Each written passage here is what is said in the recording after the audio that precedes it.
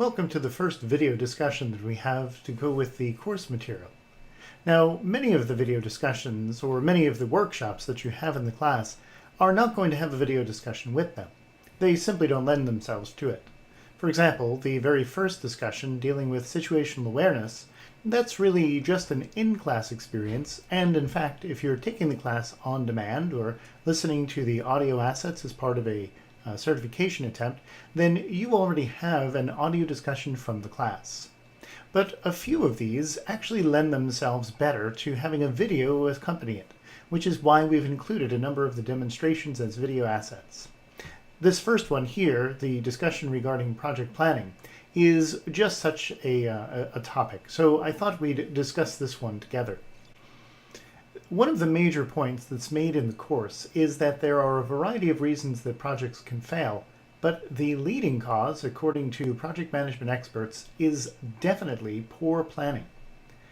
There are many things that can signify that we have poor planning. Scope creep, failing to deliver on time, many different things, though some of those things could also be related to other matters. So I thought we'd use this example, which comes from a real-world situation. The example is broken down into two different slides that you have in your course book. The first one that I have here is a diagram that was produced by an organization, a Fortune 100 organization, as part of a project proposal, while this diagram here is the actual delivered product. The way that I became engaged in this was that my customer, I was actually meeting with some of their auditors and management staff, and we were dealing with sensitive information, particularly PII and card data, and they had just recently completed a project with regard to this. They had redesigned their entire cardholder data processing plan. After the conversation, they apparently were comfortable enough with me to ask me some questions about what they had done. And along with that, they said, hey, here's a diagram, here's what they've done, is this right? Now, that's a very subjective question. Is this designed properly? Is this the right way to do it? Because it all depends on what your business is, what your model is, where your data is, what your systems are, what matters most to your business, what your mission is. So for me to just look at a diagram and say that's right or that's wrong, that's a very arbitrary thing to do.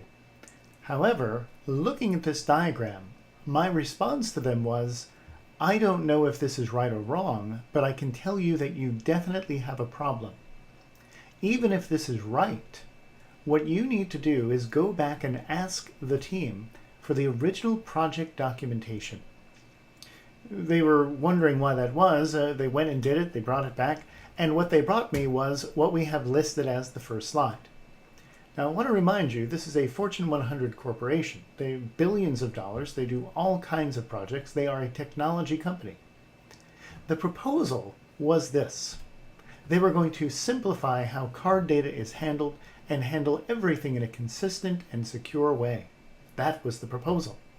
The original proposal, as you would imagine, was only for a few tens of thousands of dollars. It's going to take only a few months to accomplish, and it's going to look like this.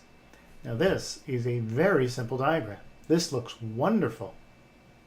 How is it, though, that we could go from proposing this to delivering this? This looks nothing like that, and this is very far from simple. Worse than that, while the details of this particular diagram do not matter, I would like to point out some of those details because they're part of what I'm talking about. And what I'm driving at are signs that there is something really broken in your project management. And it goes back to planning, identification of stakeholders, identification of customer requirements. I want you to notice, for instance, that the organization receives the cardholder data over an encrypted channel. They then take that cardholder data and they send it here in an encrypted format. But they also send it into two other places, which is already questionable. Why would we do that? That doesn't seem like an efficient process. But when we go further down, look what else is happening. The cardholder data that is stored in this encrypted database is then decrypted and sent to a batch server. The data that's sent from here through the guest checkout with the PII and on this server is then sent in an encrypted format to that batch server 2, and the data sent through here is again sent, decrypted and sent over here. Why are we sending the decrypted data from 3 different places? Further, this server here, which is probably where we're housing the data, that's probably the right place for it to be, that also decrypts it and sends it to accounting. These people decrypt it and send it to accounting. Why are there multiple paths doing that? So it's not whether or not this is right. The bigger issue is there are clear signs here that something went very wrong in the project planning phase. This is what was proposed. It'll take just a few months, a few $1,000s. Here's what was delivered.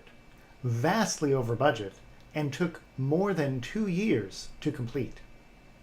So, the moral of the story, the real point of this discussion, is when you are looking at projects that are getting accomplished in your business, please stand back, take the time.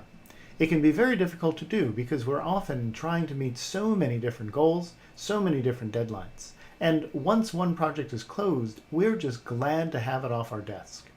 But we really do need to stand back and start managing our time better, take more control of our time, and look for things that are absorbing our time and sucking it down.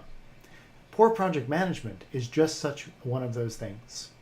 In fact, in this case, even though a project manager was going to be engaged with it, since the initial team had put this together and they were all qualified and competent people and very technical and knew what they were talking about, no further planning was done beyond their initial analysis.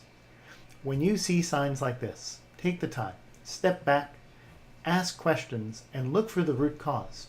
Quite often, you'll find that simply looking at how your project management preparation is done, all of the planning, you can short-circuit many of the over-budget, over-deadline problems that you have. I hope this is helpful for you. If you have some project management stories, bad things that have happened to you, especially things that you can share, we would love to hear them, especially if you can share them.